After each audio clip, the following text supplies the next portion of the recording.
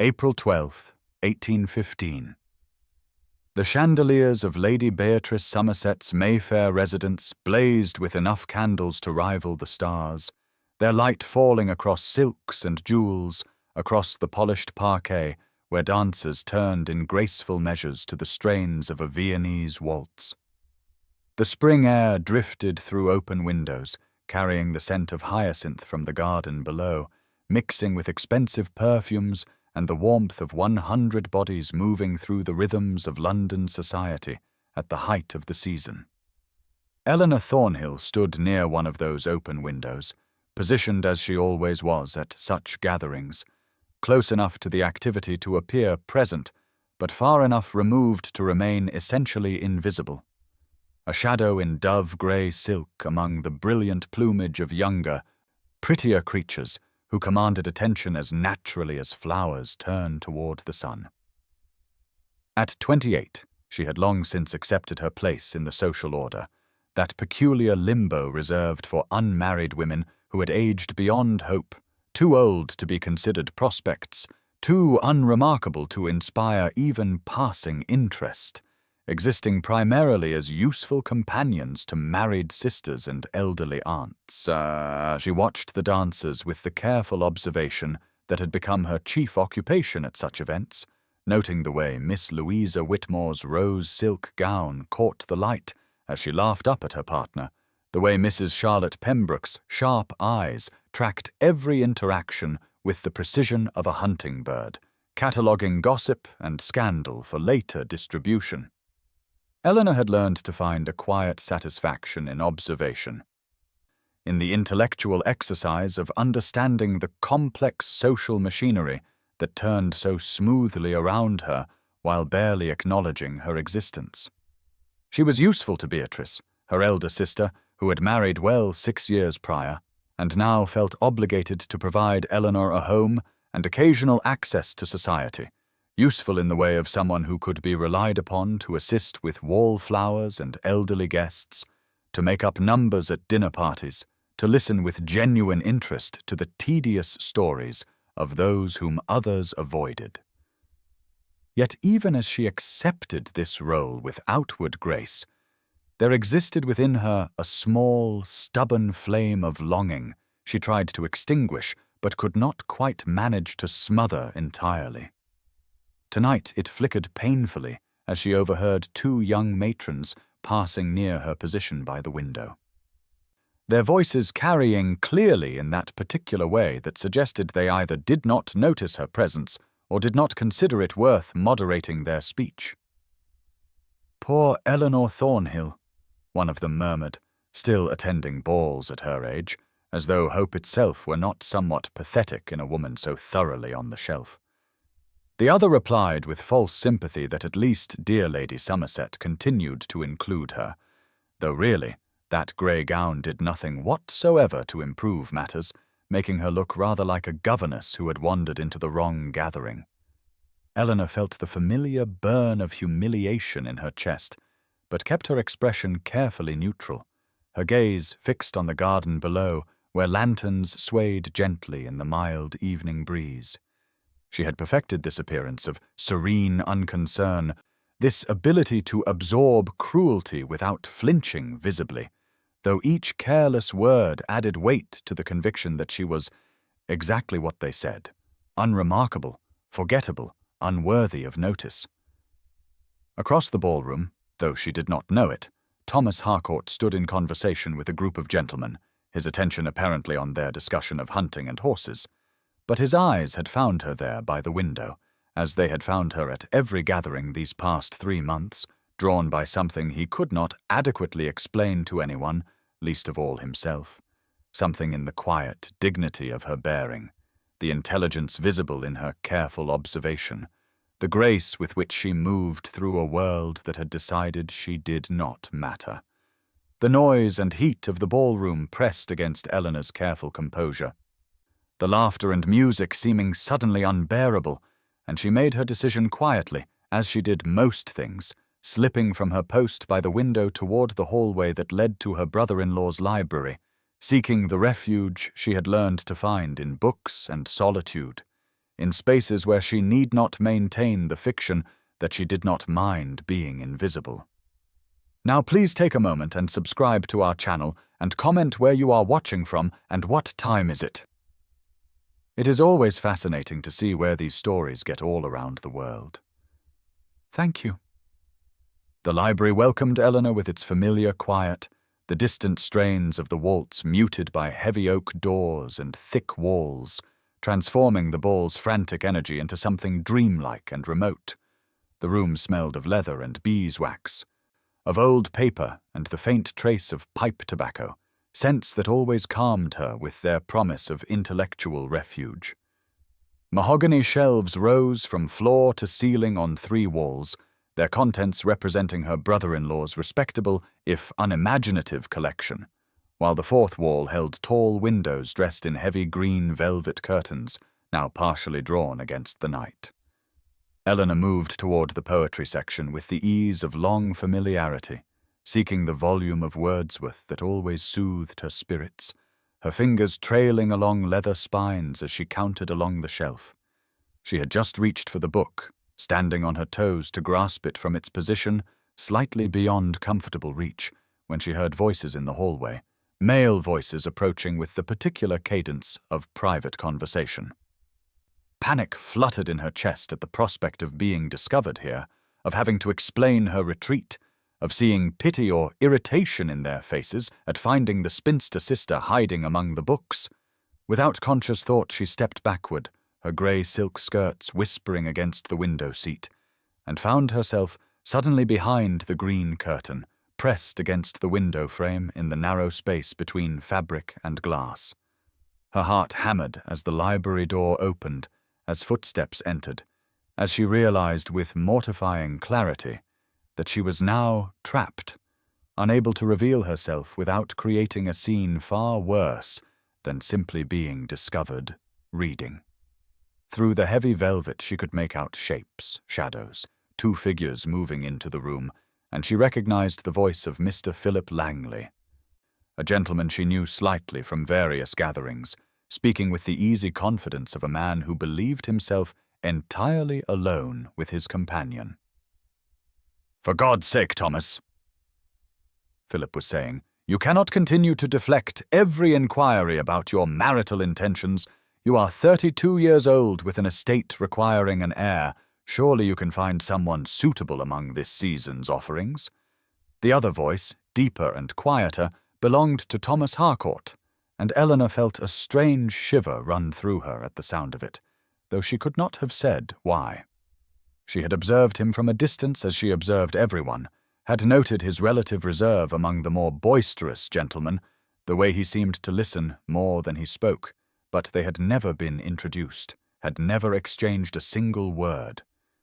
"I have found someone," Thomas said, and something in his tone made Eleanor press harder against the window glass, made her breath catch in her throat.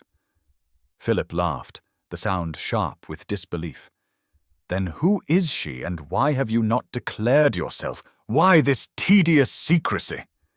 There was a pause, the sound of liquid being poured, glasses touching, and then Thomas spoke again with a certainty that seemed to fill the library like a physical presence. "Eleanor Thornhill," Thomas said quietly, his voice deep and steady with a certainty that seemed to fill every corner of the library. "I would marry no one but Eleanor Thornhill." The words hit Eleanor like a physical blow, stealing the breath from her lungs as her fingers clutched convulsively at the green velvet curtain, her mind reeling with the impossibility of what she had just heard. Surely she had misheard. Surely he could not mean her, not the overlooked spinster in dove-grey silk, not the woman society had long since dismissed as irrelevant. Philip's laugh rang out sharp with disbelief. "Eleanor Thornhill, you cannot be serious, Thomas. She must be 28 if she is a day, firmly on the shelf.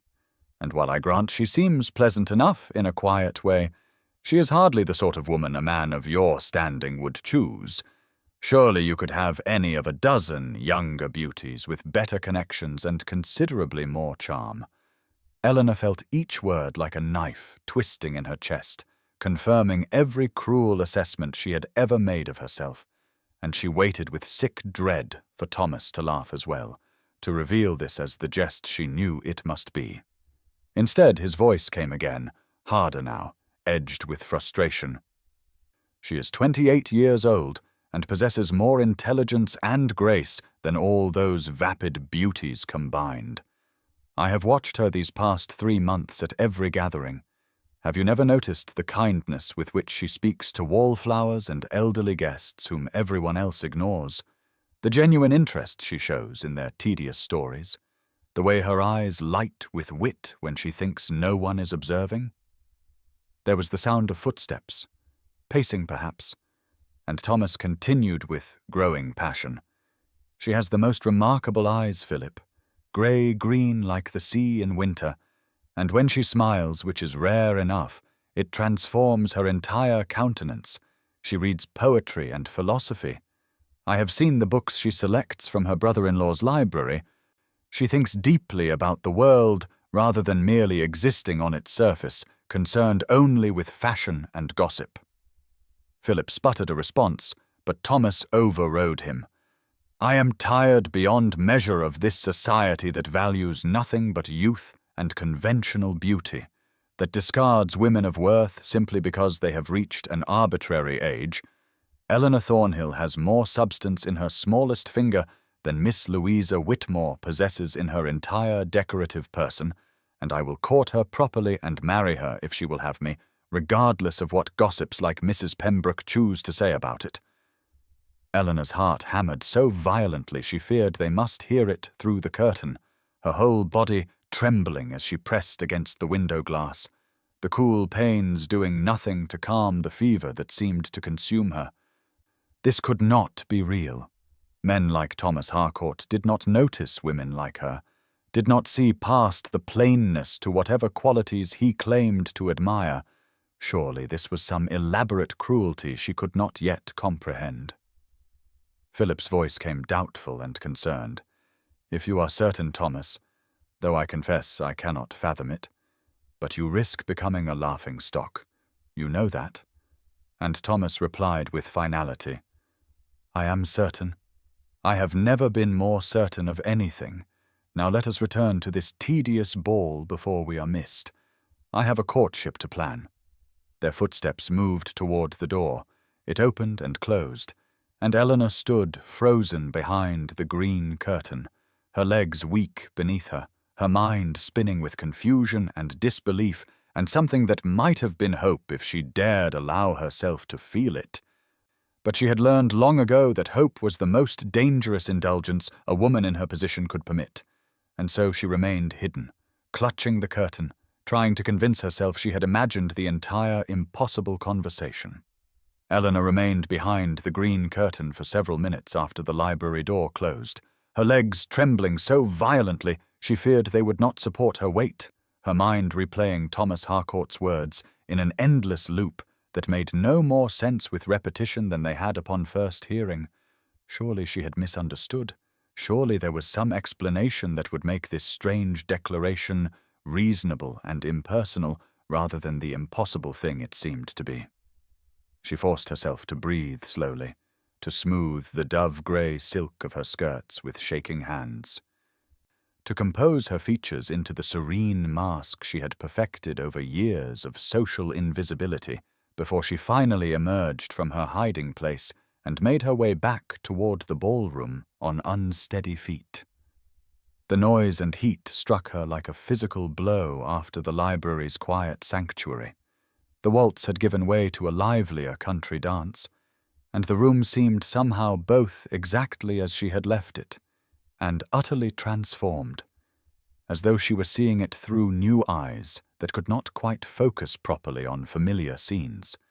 She moved instinctively toward her usual station near the windows where the wallflowers congregated, but before she reached that safe haven, her eyes found him, almost against her will. Thomas Harcourt stood near the refreshment table in conversation with an older gentleman. His dark evening clothes elegant without ostentation, his posture erect but not stiff, and even from across the crowded room she could see the intelligence in his eyes as he listened to his companion's words. Had he always looked thus?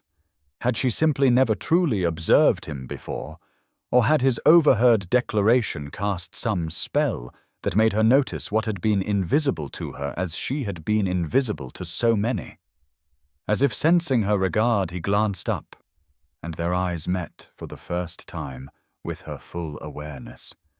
Those grey-green eyes he claimed to admire, meeting his darker gaze across the expanse of polished floor and swirling dancers. And she saw something shift in his expression, a subtle softening around his mouth, an intensity in his attention that made her breath catch. He excused himself from his conversation partner and began to move toward her with clear purpose, weaving through the clusters of guests with easy grace, and Eleanor's heart hammered against her ribs as panic and hope warred within her chest. What would she say to him? How could she possibly speak to him, knowing what she now knew, without revealing that knowledge? But before he could reach her side, Miss Louisa Whitmore materialized, as if conjured by Eleanor's doubts, the golden-haired beauty in her fashionable white silk gown, intercepting Thomas with a brilliant smile and a flutter of her fan. And Eleanor watched as propriety demanded he pause, as Louisa laid one delicate hand on his sleeve and engaged him in conversation that seemed designed to captivate. Eleanor's brief moment of impossible hope crumbled like sand. Of course, this had been jest or delusion. Look at Louisa with her youth and beauty and charm. Look at the ease with which she commanded Thomas's attention while Eleanor stood forgotten by the windows. This was the natural order of their world, and she had been foolish to imagine otherwise, even for the span of a few racing heartbeats. She turned away before she could see more, before the tears that suddenly burned behind her eyes could betray her, and found her sister Beatrice at her elbow, wearing an expression of unusual concern. "Are you quite well, Eleanor? You look rather flushed. Perhaps you should sit down." And Eleanor nodded mutely, allowing herself to be guided to a chair in the corner, grateful for any excuse to hide her confusion and the treacherous hope she could not quite extinguish, despite every rational argument against it. Eleanor had not slept the night after Lady Somerset's ball. She had lain awake in her small bedroom in the Somerset townhouse, replaying Thomas Harcourt's impossible words until they lost all meaning and became mere sounds without sense. And by the time pale dawn light crept through her curtains, she had convinced herself with the cold logic of morning that she had misunderstood, or that he had been speaking in jest, or perhaps making some philosophical point to Philip Langley that had nothing to do with actual courtship intentions. She dressed in a simple pale blue morning gown, with none of the care she might have taken had she believed anything would come of yesterday's overheard conversation, and she spent the morning hours helping Beatrice respond to correspondence and reviewing household accounts, grateful for mundane tasks that kept her treacherous mind from wandering back to grey-green eyes and words about intelligence and grace that surely had not meant what they seemed to mean. The afternoon stretched long and quiet, as was typical for calling hours when few visitors bothered to pay attention to the Somerset residence, unless some particular social obligation demanded it. And Eleanor sat in the drawing-room with her embroidery making uneven stitches while Beatrice read from the morning papers and commented on various society notices with the detached interest of one whose own position was secure.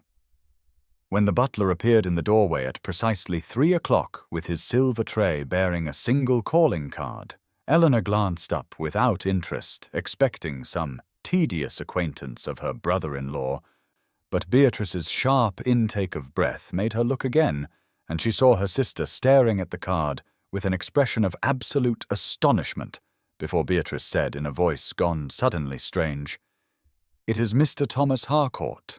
He asks if he might pay his respects to Miss Eleanor Thornhill specifically." The embroidery hoop fell from Eleanor's nerveless fingers to the carpet as her heart began that same wild hammering it had achieved behind the library curtain. This could not be happening. This was not real. And yet Beatrice was already instructing the butler to show Mr. Harcourt in, was already turning to Eleanor with wide eyes and a dozen unspoken questions written clearly on her face.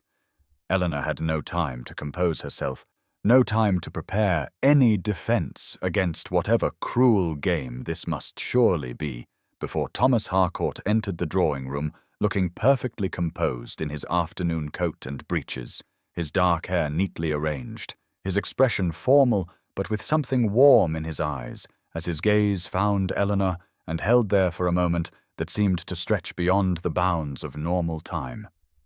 He bowed to Beatrice with perfect propriety. "Lady Somerset, thank you for receiving me." And then he turned to Eleanor and bowed again. "Miss Thornhill, I hope I find you well this afternoon." And his voice was exactly as she remembered from the library, deep and steady and somehow intimate despite the formality of his words. Eleanor rose on shaking legs and managed a curtsy, though she could not, for her life, find her voice. While beside her, Beatrice recovered enough to gesture toward the chairs and offer refreshment with the automatic grace of years of social training, though her confusion was palpable in every movement. Thomas settled into the chair across from Eleanor with easy confidence and began to speak of ordinary things, the fine spring weather, the crowds at last night's ball, some recent political development she could not focus on properly, because her entire being was concentrated on the impossible fact of his presence here, in this drawing-room, looking at her as though she mattered, as though yesterday's overheard declaration had been real and true, and meant for action rather than mere philosophical speculation. And Eleanor felt her carefully constructed skepticism begin to crack under the weight of his steady attention and the genuine interest in his grey eyes, when he asked her opinion on some matter she barely comprehended.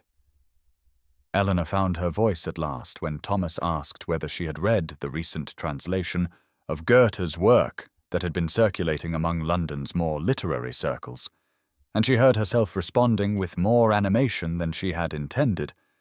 "Yes, I have read it and found the translation somewhat lacking in capturing the nuances of the original German, though I suppose any translation must lose something in the crossing from one language to another," and she saw surprise flicker across his features, followed by unmistakable interest as he leaned forward slightly in his chair and said, "You read German then, Miss Thornhill? I had not realized you were accomplished in languages." And the genuine curiosity in his tone loosened something tight in her chest, so that she found herself explaining how her father had believed in education for both his daughters. Though Beatrice had found languages tedious, while Eleanor had discovered in them a kind of freedom, a window into other worlds and ways of thinking. Thomas listened with an attention so complete it was almost disconcerting, his grey eyes never leaving her face, and when she paused, uncertain whether she had said too much, he began to speak of his own love of literature and philosophy, of the isolation he had felt at university surrounded by young men who cared only for sport and drinking while he had wanted to discuss ideas and meaning, and Eleanor felt the strangest sensation as though she were seeing herself reflected in another person for the first time in her life. Another soul who had felt the particular loneliness of being interested in things the world deemed unimportant or unfashionable. They spoke of books, and she forgot to guard her words, forgot to make herself small and unremarkable, and instead found herself debating with him the merits of Milton's later work compared to his earlier poetry, arguing her position with the eloquence she usually suppressed. And when he smiled at something, she said about Paradise Regained being the more mature work she felt. Warmth bloomed in her chest that had nothing to do with the afternoon sunlight streaming through the drawing-room windows. Beatrice sat forgotten in her chair by the fireplace, her embroidery lying idle in her lap as she watched this exchange with an expression Eleanor could not quite interpret, something between astonishment and cautious hope. And when the clock on the mantel chimed the quarter hour marking 20 minutes since Thomas's arrival, he glanced at it with obvious reluctance before rising to take his leave, as propriety demanded. He bowed to Beatrice and thanked her for her hospitality, then turned to Eleanor and said with careful formality that barely concealed something warmer beneath, "Miss Thornhill, I wonder if I might have permission to call again, perhaps tomorrow afternoon, if that would be convenient. I find I have much enjoyed our conversation and would welcome the opportunity to continue it," and Eleanor managed to nod her agreement, though her voice had fled again under the intensity of his regard and the impossible reality of Thomas Harcourt asking permission to see her again, actually requesting another meeting, as though her company held value worth seeking. Thomas called every afternoon for the next 1 days without fail, and with each visit Eleanor felt her skepticism give way by small degrees to something more dangerous, a cautious hope that perhaps what she had overheard in the library had been genuine after all. And by the morning of April 20th, when he sent a note requesting permission to take her for a promenade in Hyde Park that afternoon, she found herself actually caring about her appearance in a way she had not allowed herself to care in years. Beatrice had insisted on lending her a rose-colored walking dress of fine muslin with delicate embroidery at the hem, far finer than anything Eleanor owned herself, and as her lady's maid arranged her hair with more attention than usual, Eleanor caught sight of her reflection and thought perhaps she did not look entirely hopeless. Perhaps there was something in her eyes that made Thomas Harcourt call day after day with that steady attention that never wavered. He arrived at precisely 4 o'clock, driving a fine curricle with matched bays, and he handed her up with such care, his grey eyes warm as they met hers, that Eleanor felt her heart lift with something close to happiness as they set off toward the park through streets busy with afternoon traffic and golden with the late April sun that had finally burned through the morning's clouds. Hyde Park was crowded with the fashionable world taking advantage of the mild spring weather, and everywhere Eleanor looked, she saw cherry blossoms drifting like snow from the trees lining the pathways, coating the ground in pale pink petals that seemed almost too beautiful to be real. And for a few minutes she let herself simply enjoy the beauty of the day and the solid warmth of Thomas's arm under her gloved hand as they joined the stream of elegant couples and families promenading along the main avenue. But it did not take long before Eleanor became aware of the stares following their progress, the heads turning as they passed, the whispers that were not quite quiet enough to be inaudible, and when they walked past a group of society matrons gathered near the Serpentine, she heard Mrs. Carr, Charlotte Pembroke's carrying voice, say quite clearly, "Well, I never thought to see Thomas Harcourt reduced to such desperation. Surely there must be some young lady of appropriate age and appearance if he is truly determined to marry." And another voice responded with barely suppressed laughter. "Perhaps it is a wager. You know how these gentlemen amuse themselves. I give it a fortnight before he drops the pretense." Eleanor felt the blood drain from her face and her steps faltered, all the joy of the afternoon turning to ash in her mouth, as those casually cruel words confirmed every doubt she had been trying to suppress, every fear that this was too good to be true, too impossible to be genuine, and she felt Thomas's arm tense beneath her hand, felt him glance down at her with sudden sharp attention as though he had heard what she heard, and could read in her face exactly what damage those words had done. They walked on in silence for several minutes while Eleanor tried to compose herself and failed, tried to think of some graceful way to end this charade before she was hurt any worse.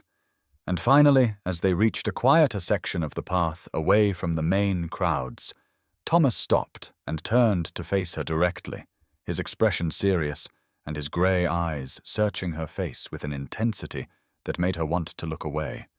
But she found she could not. "Miss Thornhill," Thomas said quietly, and there was something in his voice that made Eleanor's eyes sting with unshed tears, something urgent and raw that she had not heard from him before. "I must ask you directly whether you doubt the sincerity of my attentions." And Eleanor found she could not meet his gaze, as she said in a voice barely above a whisper, "Mr. Harcourt, you must know that I am sensible of the great honor you do me by your visits, but I cannot help but think that perhaps you have been too kind, that perhaps out of some misguided sense of charity or some other motivation, I cannot fathom you have undertaken a course that must ultimately bring you regret and embarrassment, and I would release you from any obligation you may feel. I would not have you continue this if it is born of anything other than genuine regard, because I could not bear. I could not. Her voice broke, and she stopped speaking, horrified to feel tears threatening to spill over, and when Thomas took her elbow and guided her firmly off the main path to a secluded bench half hidden by flowering shrubs, she let him lead her because she had no strength left to resist, no defences remaining against the weight of Mrs. Pembroke's cruel words and all the doubts they had awakened. They sat, and Thomas turned to face her fully, his grey eyes intense and his jaw tight with barely controlled emotion as he said, "Eleanor," and the use of her Christian name shocked her into looking at him, "I am going to tell you something I had not intended to reveal quite so soon, but I see now that you will not believe me without complete honesty. I overheard what Mrs. Pembroke said, and I heard also what the other woman implied about wages and pretense, and I tell you now that every word was poison and lies." He leaned forward, and his hand moved as though he would take hers, but propriety held him back by the barest margin, leaving his fingers hovering near hers on the bench between them, as he continued, "I began calling on you because I have admired you from a distance for 2 years. Since the first evening I saw you at a musicale standing alone by the window, while everyone else chattered about nothing, and I watched you listening to the music with such complete attention, such genuine appreciation, that I knew you were different from every other woman in that room, and in every room since I have seen you, and wished for the courage to approach you and tell you that your mind, your kindness, your grace are worth more than all the youth and beauty that society prizes so highly." Eleanor felt tears slip down her cheeks as Thomas's voice grew more passionate, felt something crack open in her chest as he said, "I do not ask you to trust me blindly, but I beg you to give me time to prove myself, to show you through my constancy and my devotion that what I feel is real and lasting, and I swear to you on my honor that this is no game, no wager, no charity, but simply a man who has found the one woman in all of England he wishes to know, to truly know, and perhaps, if she will permit it, to love." The 14 days that followed were a revelation to Eleanor, for Thomas called without fail each afternoon, and the pattern of their conversations deepened from cautious exchanges about books and music into something far more intimate, a genuine meeting of minds and hearts that Eleanor had never imagined possible. And by the evening of May 4th, when Beatrice arranged a private dinner party at the Somerset residence, with Thomas and Philip Langley among the carefully selected guests, Eleanor found herself actually looking forward to the evening, rather than dreading it as she once would have done. She wore a gown of deep green silk that Beatrice had insisted upon, a colour that brought out the hazel in her eyes that Thomas had once mentioned admiring, and when he arrived precisely at 7 o'clock, and his gaze found her across the drawing-room, she saw something kindle in his grey eyes that made her breath catch, a warmth and appreciation that still astonished her even after 2 weeks of his devoted attention. The dinner itself passed in a pleasant blur of conversation, with Beatrice's husband, Lord Somerset, holding forth on political matters, and Philip Langley entertaining the table with anecdotes from his travels. But Eleanor was most aware of Thomas seated across from her, of the way his eyes returned to her face again and again, of how when she ventured an opinion on the Catholic question, he leaned forward with genuine interest and asked her to elaborate, treating her thoughts with a respect that made her feel for the first time in her life that her mind was not merely tolerated, but truly valued. After dinner, when the gentlemen rejoined the ladies in the drawing-room rather than lingering over port, a breach of custom that Beatrice noted with raised eyebrows, Thomas came directly to Eleanor's side and said quietly that he had been counting the minutes until he could speak with her again. And something in the intimacy of his tone, the way he spoke as though they were alone despite the others present, made Eleanor feel a dangerous hope unfurling in her chest. They found themselves in a corner near the window where the spring evening was fading into dusk, the candlelight casting soft shadows across Thomas's face as he said, "I have been thinking about something you said last week, about how you felt invisible at social gatherings, as though you were watching life happen to other people, but never truly part of it yourself.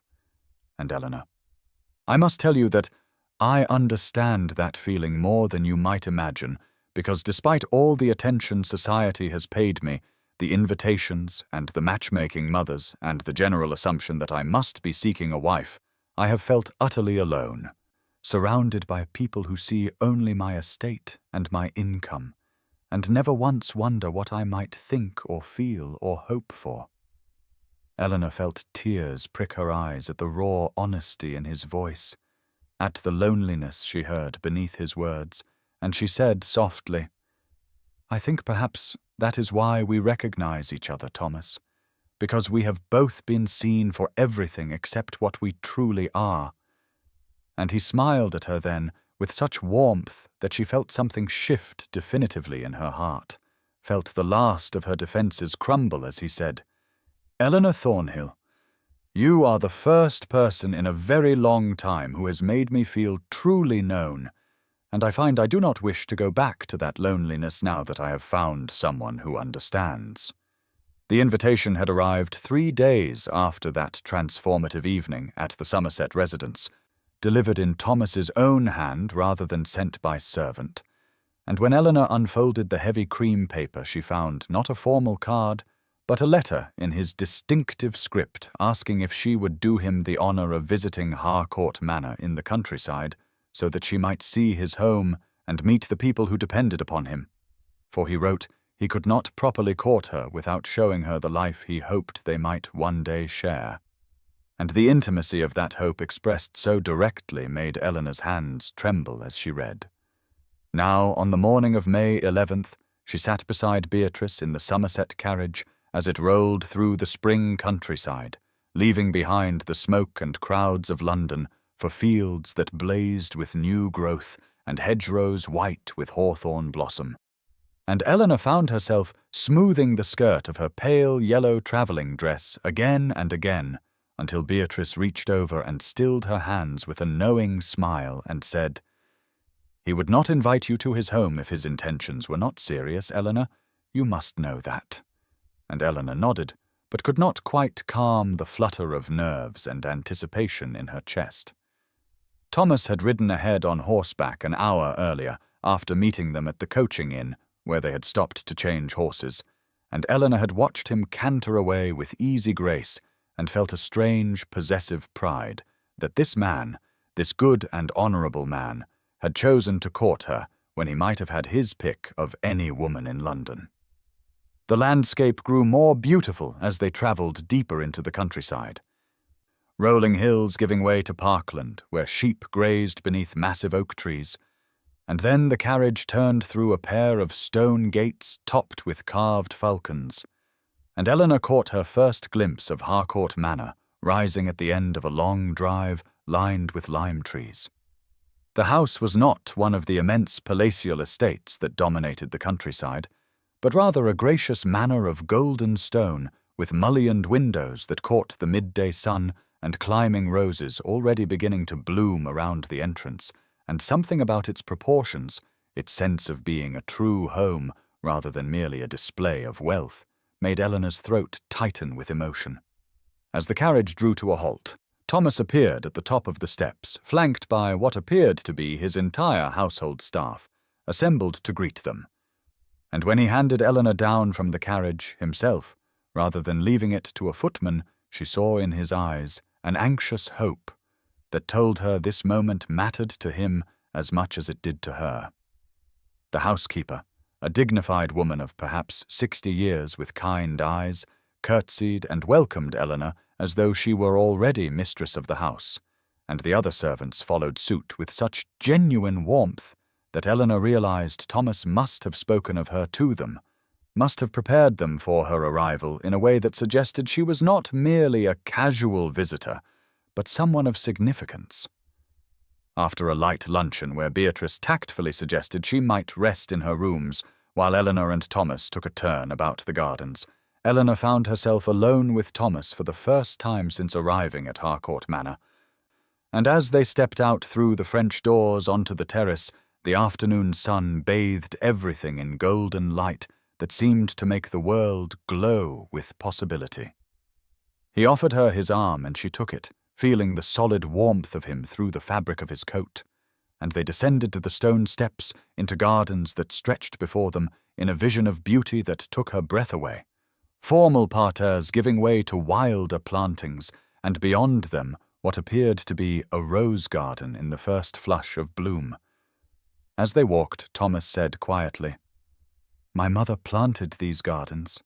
She had a particular love for roses, and spent hours here in the last years of her life." And Eleanor heard in his voice a grief that had softened with time, but never entirely faded, and she said gently, "How long has she been gone?" And he answered, 7 years this winter, and I confess there are days when I walk here and still expect to see her kneeling by the flower beds, with her hands in the soil and her face turned up to the sun." Eleanor felt tears prick her eyes at the love in his voice, and she said, "She must have been remarkable to have raised such a son." And Thomas looked at her with surprise and gratitude, and said, "She was the only person who ever truly knew me, Eleanor, who saw past what the world expected me to be and loved me for what I was, and since she died, I have been so very alone in ways that I think few people understand."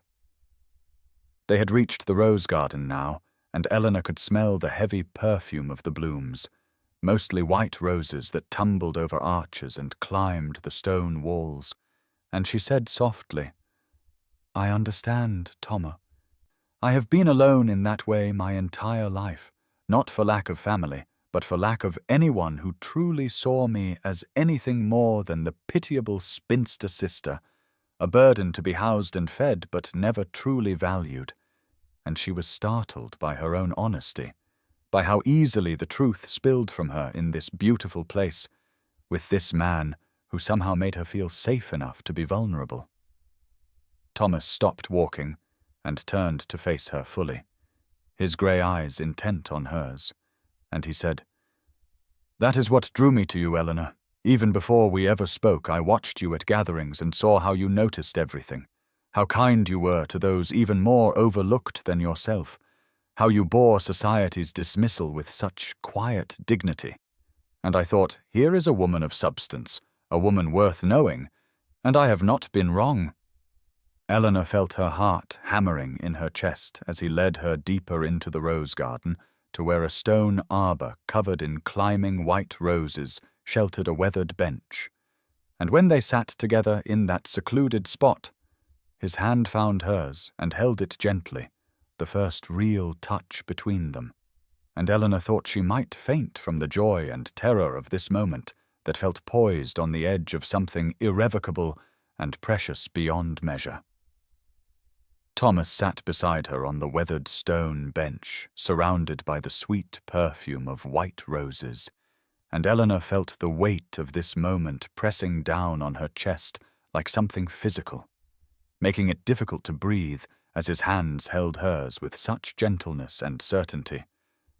And when he spoke, his voice was low and earnest, and she heard in it a tremor of vulnerability that told her he too understood the magnitude of what was about to happen. "Eleanor," he said, "I have rehearsed this moment 100 times in my mind since the first evening I truly saw you standing by the window at Lady Pemberton's musicale 2 years ago, watching everyone else with such keen observation and kindness in your eyes. And yet now that the moment is here, I find all my careful words inadequate to express what I feel." He paused and seemed to gather himself, and Eleanor's heart hammered so violently she was certain he must feel it through her hands, and he continued, Society has dismissed you as unworthy of notice because you are not 18 and simpering, because you have a mind that thinks rather than merely ornaments a pretty face, because you possess substance and depth that shallow people cannot recognize or value. But Eleanor, though I have watched you for so long, and I have seen what they are too blind to see. She felt tears beginning to slip down her cheeks as he spoke, and he lifted one hand to brush them away with his thumb, his touch so tender it made her want to weep harder.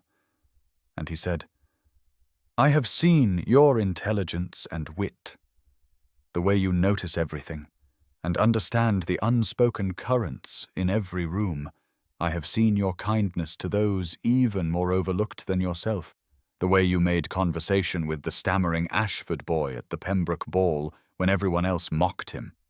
I have seen your courage in bearing society's cruelty with dignity, when you had every right to rage against their injustice." Thomas shifted closer on the bench, and now both his hands cupped her face gently, forcing her to meet his eyes, which blazed with an intensity that stole her breath. And he said, "You are the most remarkable woman I have ever known. Eleanor and I have loved you in silence for so long that remaining silent any longer has become unbearable, and I am asking you now to do me the very great honor of becoming my wife, of sharing my life and my home, and allowing me the privilege of spending the rest of my days proving to you that you are worthy of every happiness." Eleanor could not stop the sob that escaped her throat, and she said through her tears, "I heard you, Thomas. That first night at Beatrice's ball, I was hiding behind the library curtain when you told Philip you would marry no one but me, and I thought it must be mockery or madness, because why would you want me? But you have been so patient and kind, and I have been so afraid to believe this was real." Thomas made a sound that was half laugh and half something closer to a sob himself, and he said, "Then you knew even before I properly courted you. Oh, Eleanor, all this time you have been testing my sincerity, and I did not understand why you seemed so wary. But I am glad you heard, because now you know this is no sudden fancy, but a love that has been growing in me for years." She reached up and touched his face wonderingly, feeling the slight roughness of his jaw, and she whispered, "Yes, Thomas, yes, I will marry you." And as she spoke, he pulled a ring from his waistcoat pocket, an emerald set in gold that gleamed in the late afternoon light, and he slipped it onto her finger, saying, "This was my mother's, and she would have loved you as I do, for she too valued substance over superficiality, and she taught me to see what truly matters in a person." And Eleanor looked at the ring through her tears and thought she had never seen anything so beautiful in her life. For a long moment after Eleanor whispered yes, they simply sat together on the stone bench beneath the white roses, with his mother's emerald ring gleaming on her finger, and the late afternoon sun casting everything in gold. And then Thomas drew her to her feet and pulled her into his arms with a tenderness that made her feel both infinitely precious and entirely safe. And Eleanor, who had spent 28 years believing herself unworthy of such an embrace, felt something deep within her chest crack open and flood with warmth as she rested her head against his shoulder and felt his heart beating steady and strong beneath her cheek. "Thomas," she whispered, and he said, "Eleanor," and the simple exchange of their Christian names felt like a claim and a promise, an intimacy that marked the shift from courtship to something deeper and more permanent. And when he tilted her chin up gently with his fingers and looked into her eyes with such love that it stole her breath, she thought she had never imagined anyone could look at her this way, as though she were beautiful and valuable and utterly cherished. He bent his head slowly, giving her time to withdraw if she wished, but Eleanor rose on her toes to meet him, and when their lips touched, it was gentle and sweet and chaste as propriety demanded. But beneath the gentleness, she felt the barely restrained intensity of his feeling for her, and knew that he had waited so long and wanted so much. And when they finally drew apart, she was trembling, and he steadied her with his hands on her shoulders and said with a shaky laugh, "I have imagined this moment for 2 years, Eleanor, and the reality is more wonderful than any fantasy could be." She looked down at the ring on her finger, turning her hand to catch the light, and said wonderingly, "I still cannot quite believe this is happening, that you chose me of all the women you might have had." And Thomas took her hand and raised it to his lips and kissed her fingers just above where the emerald gleamed and said, "You speak as though you were my second choice or a consolation prize, when the truth is there has never been anyone else, Eleanor, from the moment I first truly saw you at that musicale 2 years ago. Every other woman has seemed pale and insubstantial by comparison, and I count myself the most fortunate man in England that you have agreed to be my wife." They walked slowly back through the rose garden as the sun sank lower and the shadows lengthened, and Thomas kept his arm around her waist in a possessive protectiveness that would have been scandalous before their engagement, but now was perfectly proper, and Eleanor leaned into him, thinking how strange and marvelous it was that just 1 month ago she had been invisible and resigned to permanent spinsterhood, and now she was engaged to a man who loved her truly and saw her fully and wanted to spend his life with her. When they reached the terrace, Thomas said, "We should tell Beatrice and make plans to return to London tomorrow, so we might announce our engagement properly." And though Eleanor felt a flutter of anxiety at the thought of facing society as his betrothed, she looked at his strong profile in the fading light and felt certainty settle over her that whatever gossip and cruelty awaited them in London, she could bear it because she would not be facing it alone. And she said, "Yes, let us return tomorrow and face them all together." And Thomas squeezed her hand and led her inside to share their joy with her sister and begin planning the life they would build together. The Somerset ballroom blazed with candlelight on the evening of May 14th, and Eleanor stood at the top of the marble staircase with Thomas beside her, and his hand warm and steady at the small of her back, and she could see the sea of upturned faces below gazing up at them with expressions ranging from stunned disbelief to barely concealed malice. And she felt her courage waver for just a moment before Thomas leaned close and whispered, so only she could hear, "You are the most beautiful woman in this room. Eleanor and I am the proudest man in England." And his words steadied her enough that she lifted her chin and allowed him to guide her down the stairs into the glittering crowd that parted before them like water before the prow of a ship. Beatrice had outdone herself in planning this announcement ball, and the ballroom was festooned with white roses that reminded Eleanor of the garden at Harcourt Manor, where Thomas had proposed just 3 days earlier. And as they reached the bottom of the stairs, Eleanor heard the whispers beginning to ripple through the assembly like wind through wheat, shocked exclamations barely concealed behind fans and gloved hands. Mrs. Pembroke stood near the refreshment table resplendent in purple silk, and Eleanor watched as the older woman's face cycled through surprise and disapproval and finally settled into an expression of calculated interest. And Thomas must have noticed too, because his hand tightened protectively on Eleanor's waist as they moved through the crowd, accepting congratulations that ranged from genuine warmth to thinly veiled incredulity. Miss Louisa Whitmore approached with her mother, and the young beauty's perfect face showed naked confusion as she said in her crystalline voice, "Mr. Harcourt, I must confess myself utterly shocked by this news. I had not realized you were even acquainted with Miss Thornhill." And Thomas replied with a coolness that made Eleanor want to kiss him. "Miss Thornhill and I have been acquainted for several years, and I have admired her greatly for all that time, and I count myself fortunate beyond measure that she has agreed to be my wife." Philip Langley was there too, looking pleased and amused as he clapped Thomas on the shoulder and said, "I told you, Harcourt, that you were making the best decision of your life. Miss Thornhill is a remarkable woman, and I wish you both every happiness." And Eleanor felt a rush of gratitude toward Thomas's friend, who had witnessed his declaration in the library that first night, and had clearly come to accept what society still struggled to comprehend. The orchestra began playing a waltz, and Thomas turned to Eleanor and said loud enough for those nearby to hear, "My dear, may I have the honor of the first dance with my betrothed?" And Eleanor placed her hand in his and allowed him to lead her onto the floor, where they took position among the other couples.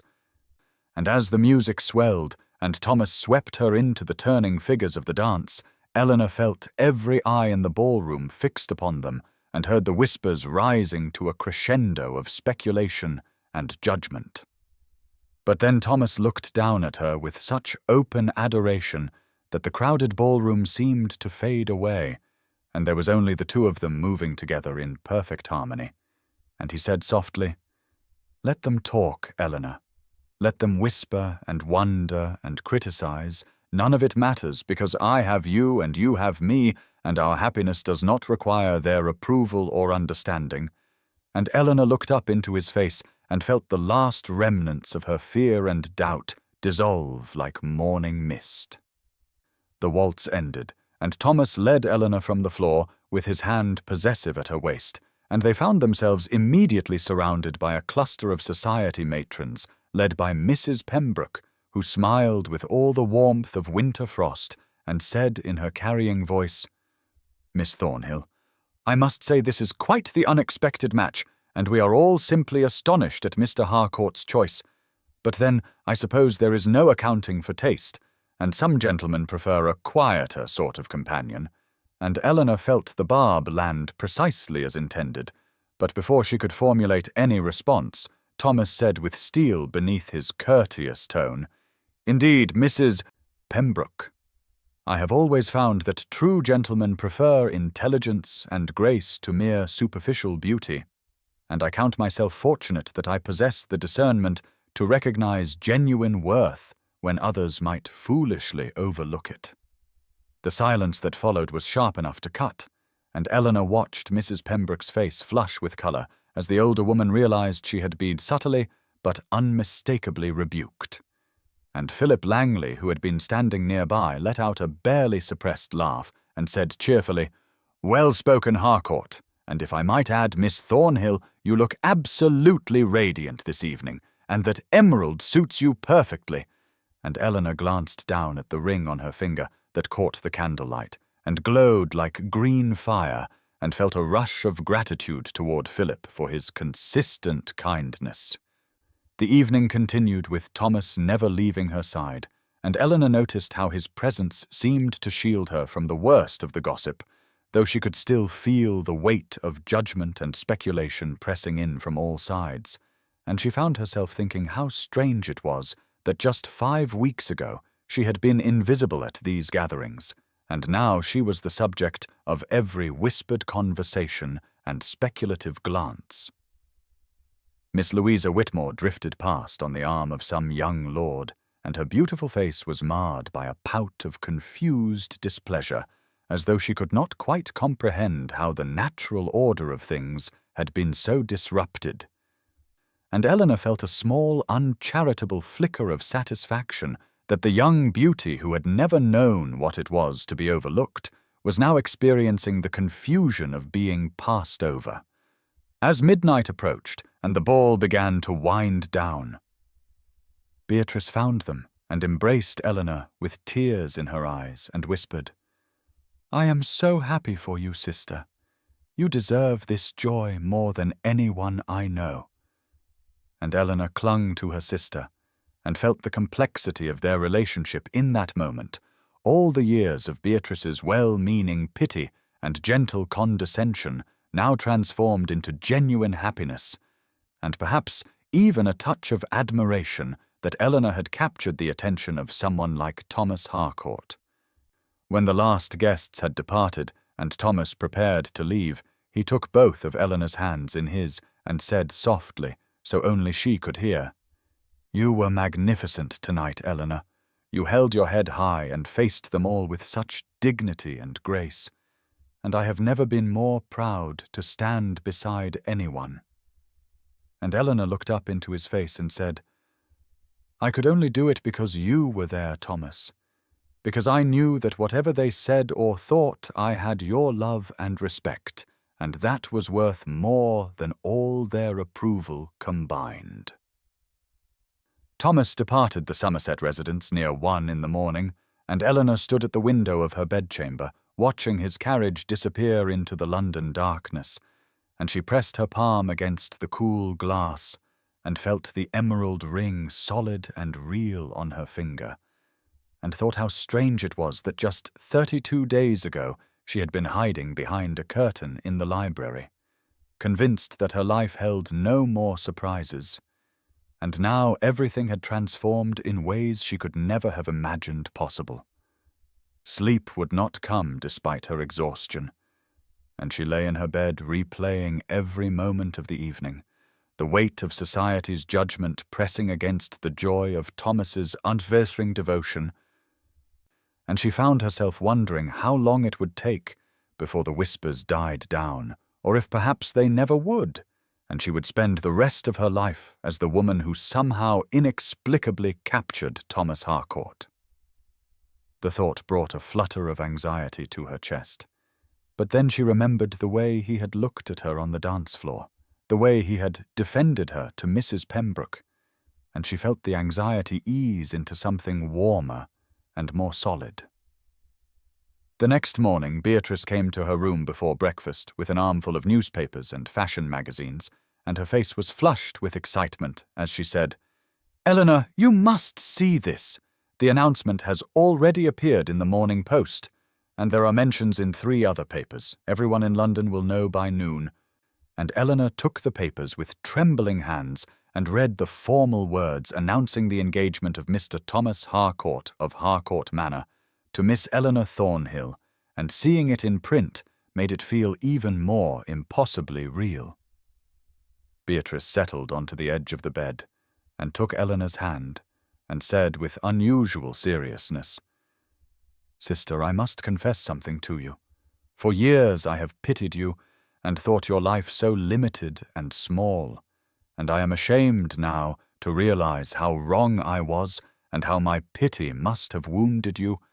But watching you last night with Mr. Harcourt, I saw that you have found something far more valuable than I ever found in my own marriage. You have found a true partner who sees and values you completely." And Eleanor embraced her sister and felt tears rising at this unexpected confession and validation. The day passed in a whirlwind of visitors and congratulations, and by afternoon the drawing-room was filled with flowers sent from well-wishers, though Eleanor noticed that some of the cards bore messages that were more curious than congratulatory, and she could read between the polite lines the genuine confusion of people who could not comprehend why someone like Thomas would choose someone like her. Thomas arrived at the Somerset residence at 2 in the afternoon and found Eleanor in the morning room, surrounded by cards and letters and swatches of fabric for wedding preparations, and the sight of her bent-over correspondence with afternoon light gilding her hair made his heart constrict with fierce affection and protectiveness. And when she looked up and smiled at him, he thought again how blind society was to see her as anything but radiant. He had come with a specific purpose today beyond their usual visit, for he wanted to discuss the wedding date, and more importantly, he wanted to address the tension he had sensed in her these past 3 days since the announcement ball, the way she sometimes grew quiet and pensive as though listening to voices only she could hear, and he suspected those voices were the echoes of society's cruel whispers. Eleanor rose to greet him, and he took her hand and pressed a kiss to her knuckles just above the emerald ring and said, "You look tired, my dear. Have you been sleeping?" And she gave a small laugh that did not quite reach her eyes and replied, "Well enough, Thomas. There is simply so much to organize, and Beatrice has been wonderfully helpful, but it is rather overwhelming." He drew her to the settee, and they sat close enough that propriety was stretched but not broken, and he said gently, Eleanor, I know you well enough now to recognize when something troubles you. Will you not tell me what weighs on your mind? And she looked down at their joined hands and was silent for a long moment before finally saying in a voice barely above a whisper, "Do you ever regret it, Thomas? Your choice of me, I mean, when you see how society reacts and hears what they say about us both." His jaw tightened, and he felt anger rise, not at her, but at the small-minded cruelty that had planted such doubt in her heart. And he said with careful control, "Eleanor, look at me, please." And when she raised her eyes to his, he continued, "I have never regretted a single moment since the day I first called on you. In fact, my only regret is that I did not approach you sooner, and that I allowed society's foolish prejudices to make me hesitate even briefly. And as for what they say, I care nothing for the opinions of people too superficial to recognize true worth when it stands before them." She searched his face as though looking for any hint of insincerity, and he let her look, let her see everything he felt written plainly in his expression. And finally she said, "They think you must be mad or desperate or playing some elaborate jest." Mrs. Pembroke told Lady Ashworth that you must have suffered some head injury in the war that impaired your judgment, and despite the pain in her voice, there was also a thread of incredulous humor at the absurdity. Thomas felt his anger transform into something more productive, and he said, "Then let them think what they will. Eleanor, in 6 months or a year, when they see us happy together, their gossip will turn to other subjects, and they will forget they ever questioned us. But even if they never forget, I do not care, because my happiness is not dependent on their approval, and neither should yours be." And he lifted her hand to his chest and pressed it over his heart and said, "This is what matters. What is here and what is in your heart, everything else is just noise." Eleanor felt something loosen in her chest at his words, and she allowed herself to lean slightly into him, drawing comfort from his solid presence and unwavering certainty. And she realized that this was what she had never had before.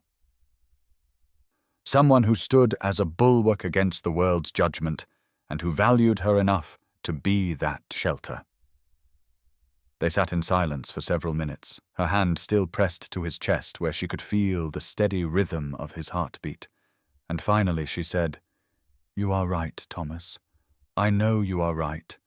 But it is difficult to silence voices I have been hearing my entire life, the ones that say I am not enough and never will be."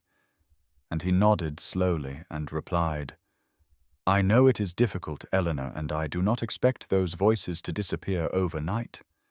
But perhaps each day you might try to listen to my voice instead, the one telling you that you are everything I never dared hope to find."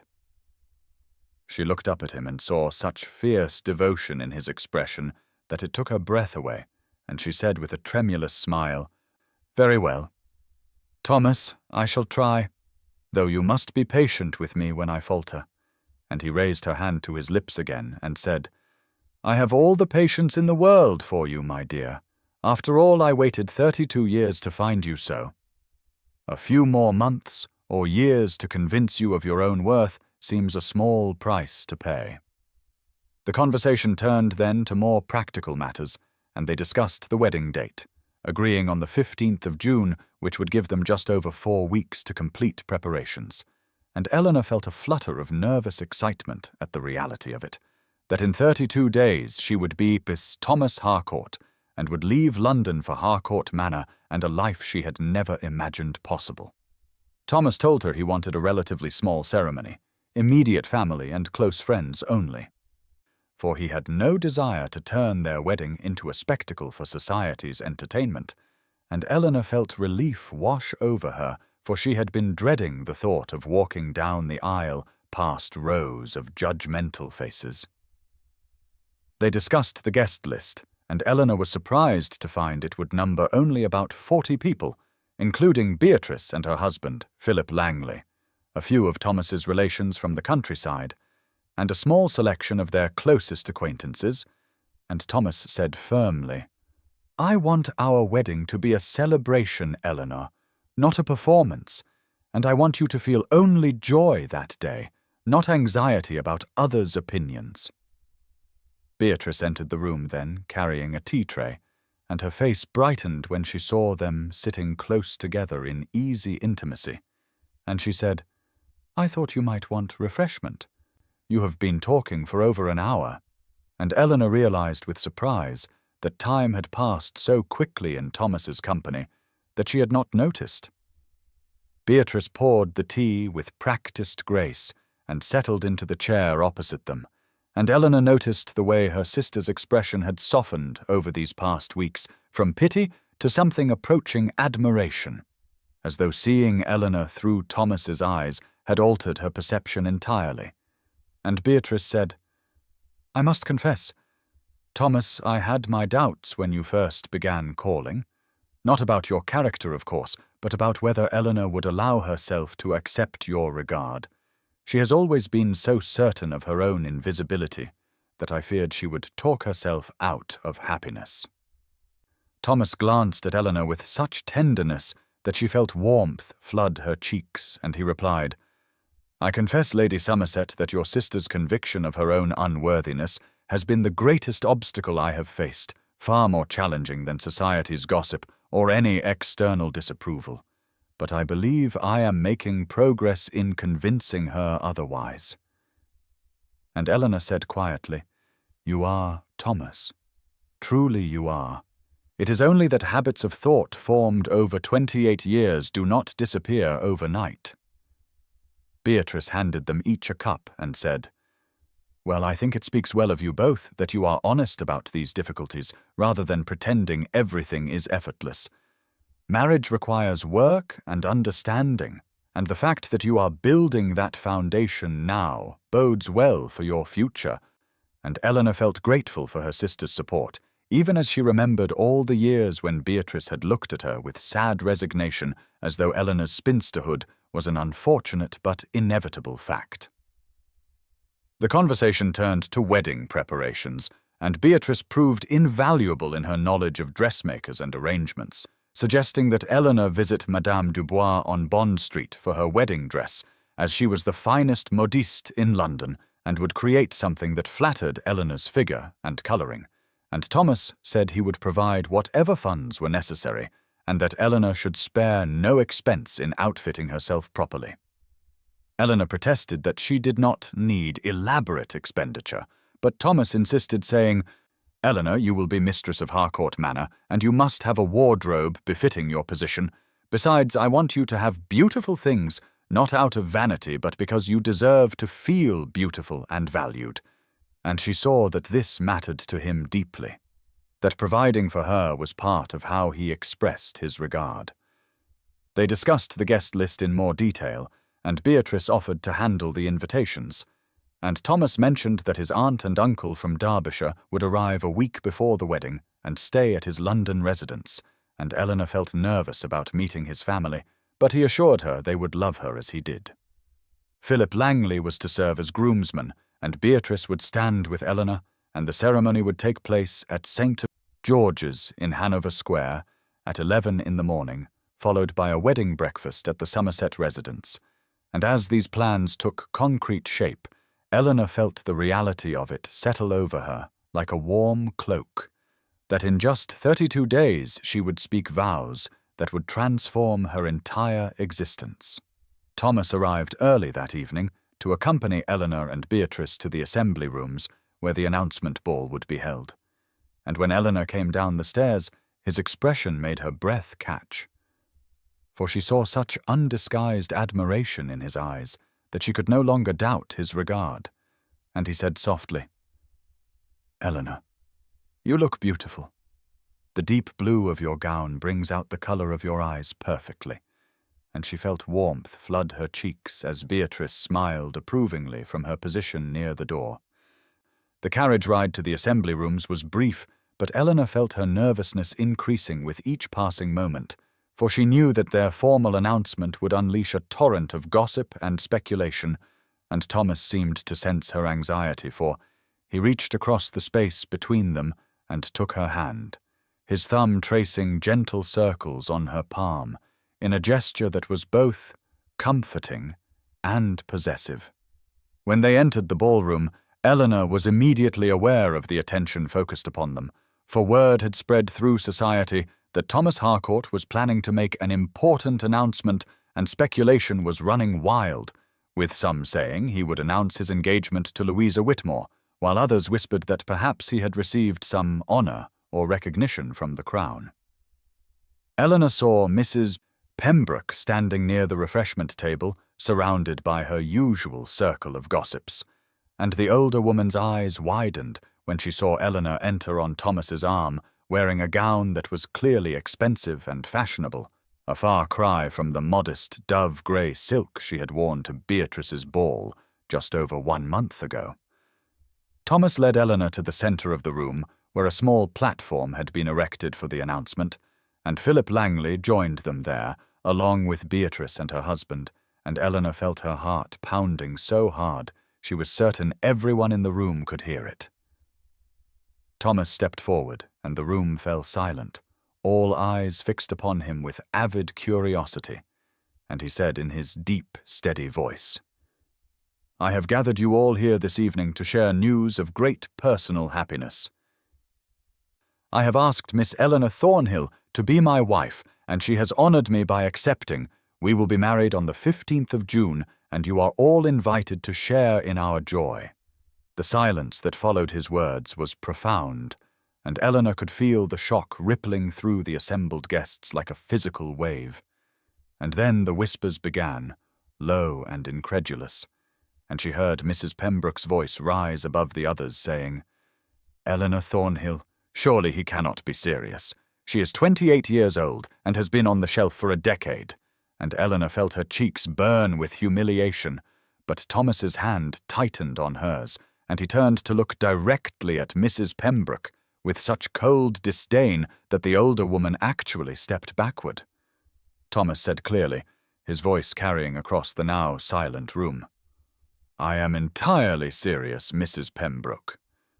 Miss Thornhill is the most intelligent, accomplished, and kind woman of my acquaintance, and I consider myself extraordinarily fortunate that she has agreed to be my wife, and anyone who has spent more than 5 minutes in genuine conversation with her would understand why I have chosen her above all others."